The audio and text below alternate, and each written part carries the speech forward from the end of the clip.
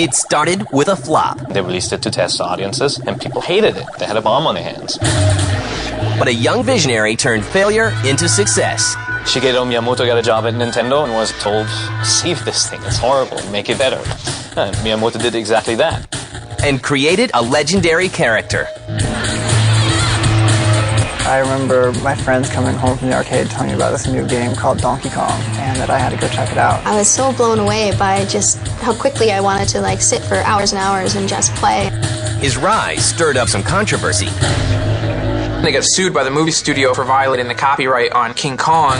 He was almost forgotten by the gaming world. There was this 10-year gap between the last Donkey Kong game and then Donkey Kong Country. But he became a pillar of gaming history.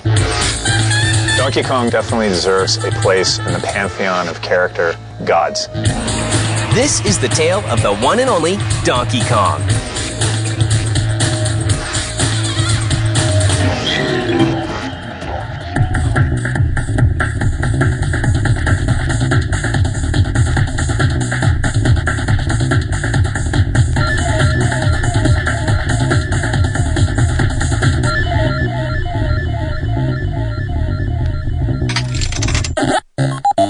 In 1980, arcade games such as Pac-Man and Tempest are king. And everyone is gaming.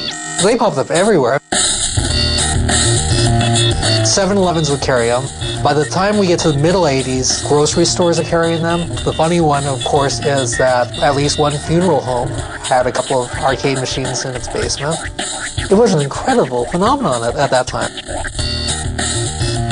It wasn't like a kid phenomenon. It was really across-the-board phenomenon in terms of who was playing arcade games. That same year, a Japanese trading card company called Nintendo decides to get in on the action. Nintendo wanted a piece of that pie. And so they developed a game called Radarscope, an arcade game. But the game turns into an explosive disaster. They released it to test audiences, and people hated it. Radarscope was just not good. They had a bomb on their hands. This failure creates a new opportunity for a young artist. This man named Miyamoto called in a favor with Yamauchi, the boss at Nintendo at that time, and said, don't you want to give my son a job? He's an artist. He can design cool little characters and work on new arcade games. And his name is Shigeru Miyamoto. There were actually about 3 or 4 designers before me, but I was the first person to enter Nintendo as an industrial designer. Shigeru Miyamoto got a job at Nintendo and was immediately put to use on Radarscope and told, save this thing, it's horrible, make it better. And Miyamoto did exactly that. He saved it by saying, it's so bad, we can't even use it, toss it out. We're going to use the same technology to create something new. From the ashes of Nintendo's first failure comes an entirely new game. The idea came up to take a really popular cartoon character and make a game for it. The Japanese thought it was a good idea to take Popeye, who can punch people and always has to save Olive Oil, the damsel in distress. We began development on that game originally with the idea of using Popeye in it. And it seemed like a really good idea for a video game, but, it wasn't meant to be. When Nintendo can't secure rights to use Popeye because of legal issues, Miyamoto creates a game in which players must rescue a girl from an oversized ape. He calls the game Donkey Kong. Here comes this game with this anti-hero pursuing a giant monkey, well, technically ape, climbing up a skyscraper, and it had this horrible title, Donkey Kong. The opening cinematic, for the time, has Donkey Kong grabbing the girl and starting to climb the ladder, and then he knocks the girders down and creates the environment which you were about to play in. So it set the stage, told you the story, however simple it might have been, was that this King Kong ape has stolen this attractive female and you're the hero who's coming to her rescue. It's set the stage for many video games to come.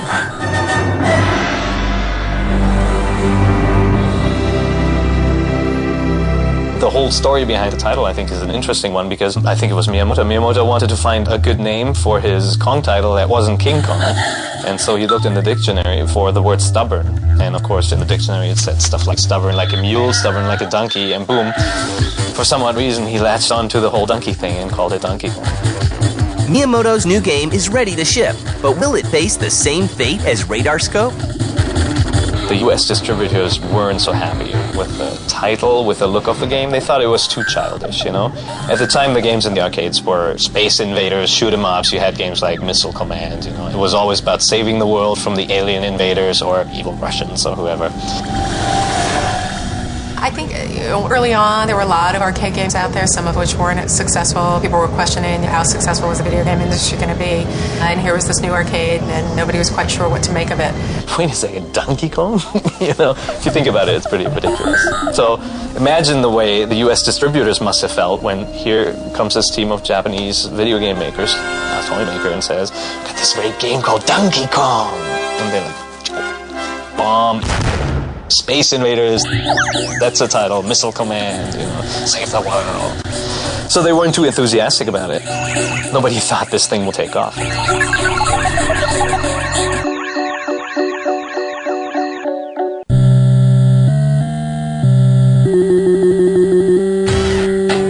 It's June of 1981, and Nintendo's new game slowly makes its way to arcades in the US. It doesn't take long for the new game to turn heads. I remember my friends coming home from the arcade telling me about this new game called Donkey Kong, and that I had to go check it out. So, next weekend I was down at the arcade. The first time I saw Donkey Kong was in the arcade. I think it was a tabletop the first time I saw it, and I was so blown away by just how quickly I wanted to sit for hours and hours and just play. Get over the barrels and get to the top, and I must have played that game for 30 hours. It was a brand new gaming experience, being able to climb ladders, being able to jump, out the control you had over the sky. It was totally something new, and I was hooked instantly. Donkey Kong becomes an instant sensation. More than 65,000 Donkey Kong arcade units are shipped to the US in its first year. Once the arcade game got out there and we started to see the reaction of gamers, we knew we had a hit on our hands. Donkey Kong just whether it was because it was an early game, one of the first games that I saw, or whether it was just because there was some, magic in there, it was Miyamoto's first game, right? It just nailed it. It just did everything perfectly. Every bit of that game was tuned perfectly. The graphics and the gameplay went together perfectly. It had just the right level of concreteness and abstractness and weirdness to kind of hook you, and the music's fantastic. What was fun about it was the pure simplicity of the game. There wasn't a whole lot that you had to do, but when you got down to it, it was fairly sophisticated in terms of the timing. You had to get your jumps just right, you had to move up the ladders at just the right time, and there were patterns that you could eventually learn to win. With its massive success, it doesn't take Hollywood long to notice Donkey Kong. But the kind of attention the game gets isn't what Nintendo is expecting. We had Donkey Kong, and loosely it was based on the King Kong story, of course. Big Ape takes the blonde girl, climbs up a skyscraper, and somebody has to rescue her. And of course, Nintendo said, no, this is not based on King Kong at all, because Universal owned the license, or at least it was perceived that they owned the license at the time. They got sued by the movie studio for violating the copyright on King Kong. Sure enough, after the creation of Donkey Kong, Universal actually sued Nintendo and said, you're infringing on our rights of this old movie property. But the courts ruled that Nintendo had not infringed on Universal's rights with Donkey Kong. Not only that, Universal is ordered to pay the Japanese game company $1.6 million to cover lawyer fees and punitive damages. Ironically, at the same time, a number of Donkey Kong knockoffs begin to appear. Donkey Kong was so successful that within no time you had all these clones that popped up. I think the most infamous one is Crazy Kong, which not only shares the Kong title, but it's the exact same game, Instead of climbing up and going rah, rah, rah, or jumping around, he just growls. There's subtle differences. If you didn't know, you'd probably not notice it. But imitation is the biggest form of flattery. And the moment these video game companies saw this huge success, Donkey Kong, they wanted to duplicate it. And the next version of the game hits in late 1982. This time, Donkey Kong becomes a more sympathetic character. Donkey Kong Jr. was kind of cool because you saw the story from another angle. Instead of having the bad monkey steal the girl, you had the roles reversed. You had Mario kind of in a more negative role. It brought back the same familiar characters, and it was cool to see them in a different context. It was interesting to see how well sequels can really tap into your psyche if you have fallen in love with a particular game. As soon as you see those characters again, you've got to play the game. And for Donkey Kong Jr., that really was cool. What was interesting about Donkey Kong Jr. as well is that it introduced the new characters. And that was one of the first times that I'd seen that in games. Donkey Kong has gone from being a small-time chimp to the king of the arcades. But how much longer will Nintendo's unique franchise be able to continue its reign?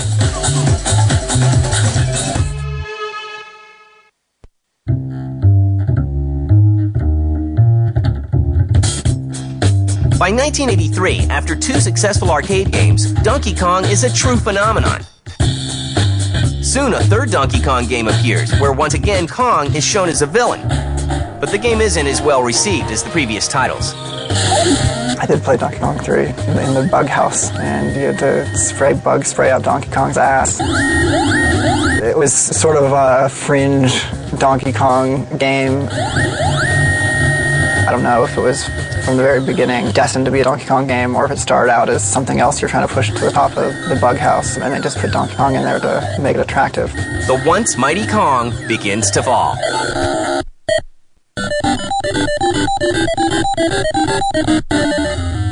A few more titles are released, such as Donkey Kong Jr. Math for the Famicom in 1983, but interest in the series is waning.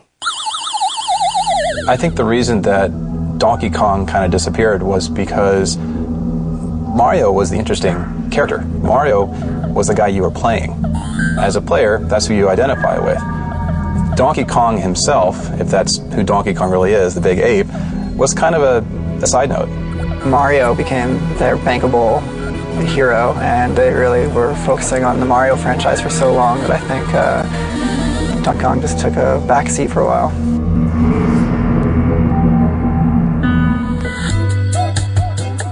But in 1994, 13 years after it first debuted, the Donkey Kong series makes a comeback, thanks to a development house in the UK called Rare.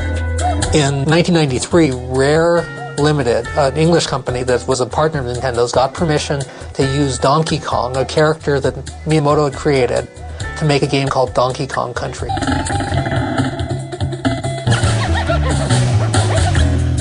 Which had this very 3D rendered look to it. It was the first game on the Super NES to have that look. It looked great. I think it was the first time that any of us had seen 3D rendered characters used as sprites in a game. It really stood out from the rest of the games being produced for that generation just because it was so slick graphically. Donkey Kong Country was a really good use of the Super Nintendo's abilities as a gaming machine to take some pre-rendered graphics and make the environment look pseudo 3D. The animations were great, the characters looked like they possessed depth, the gameplay was addictive. It was a platformer in the true sense of the word. It established firmly the minecart level as something that all future platformers had to have. You know, I don't know why there was this 10-year gap between like the last Donkey Kong game and then Donkey Kong Country. You know, it's almost like Donkey Kong's like the Chewbacca of the Nintendo world, you know? Like Star Wars, everybody gets a medal but Chewbacca, and it's like in the Nintendo world, like Donkey Kong's always kind of been pushed to the side in favor of Mario and Luigi and stuff, and it's a bummer. Well, Donkey Kong Country was a huge success. Donkey Kong Country sells more than 8 million copies, setting a record for the best-selling 16-bit game of all time. And once again, Donkey Kong is the good guy. But despite the title's commercial success, some people are critical. It's the epitome of bad game design.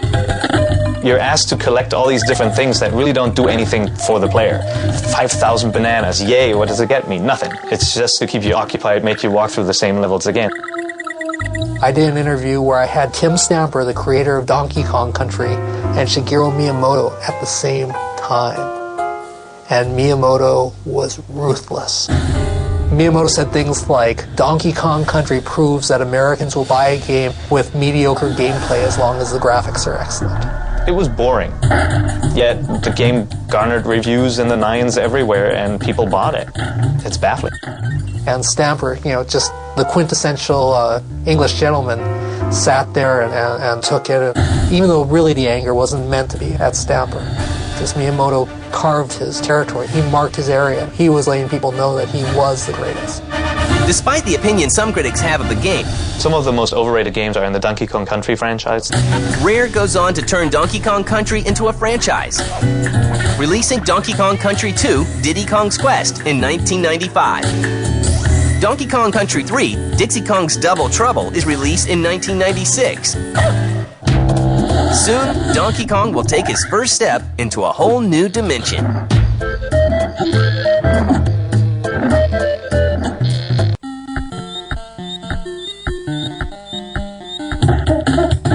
In 1996, Donkey Kong and his extended family are in the middle of a revival, thanks to games like Donkey Kong Country for the Super Nintendo.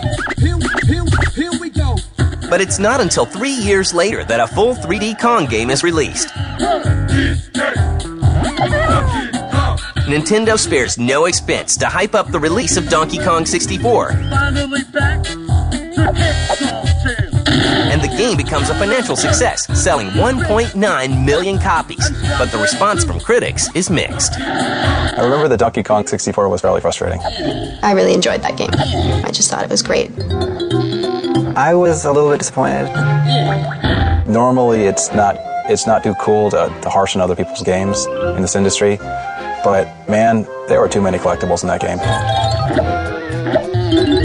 I was really put off by the amount of collecting of bananas that I had to do and how I had to switch characters just in order to collect a certain color banana. I had trouble keeping track of what I was supposed to be doing at any time.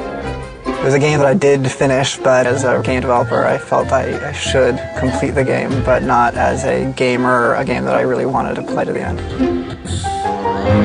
It was Donkey Kong 64 where I actually stayed in that world for quite some time. It was really neat how it just opened right up and it was very vast. And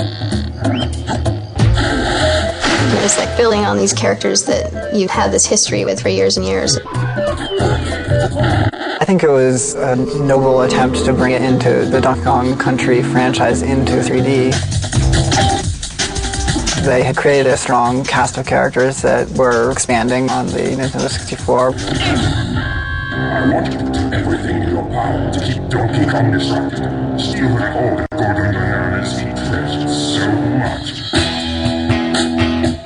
I just think that, there's high points and middle points and low points in games, and this was somewhere in that range. I don't think they were just trying to cash in and make a mediocre game sell because of a strong license. I hope for your sake, you're right. I think it was a real attempt at making a hit game. I think it was a technological achievement. Developing free-roaming 3D platformer was difficult, and they did a good job of it. But the choices that players had were overwhelming. Today, more than 15 million Donkey Kong games have been sold for handheld gaming systems, while over 28 million have been sold for consoles. It's a character that has everything that's needed to be huge. He's very identifiable. He has a personality. He's silent, but he still has that strong personality. He's funny. And I think that Donkey Kong certainly has a chance of being as big in the future as he was in the past. In 2004, a collection of new Donkey Kong titles are announced, including Donkey Kong Jungle Beat and Donkey Konga.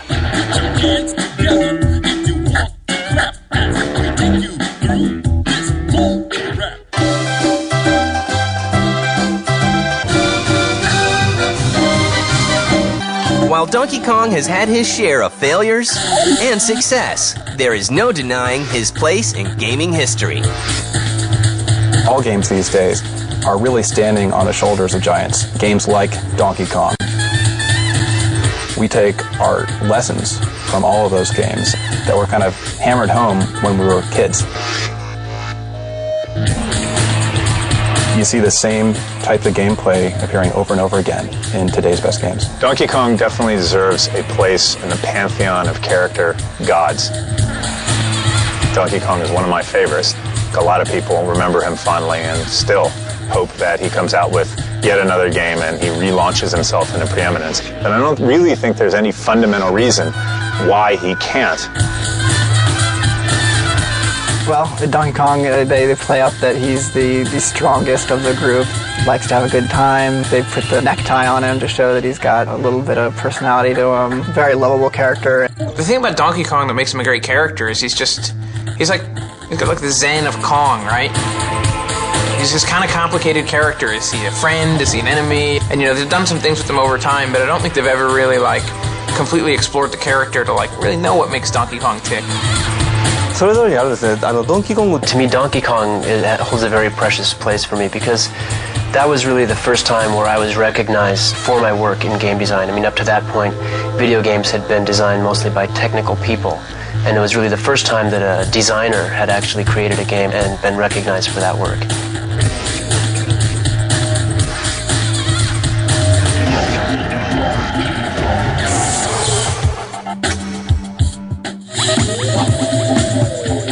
It's up to you to choose which games win at this year's G4ia, the award show for gamers.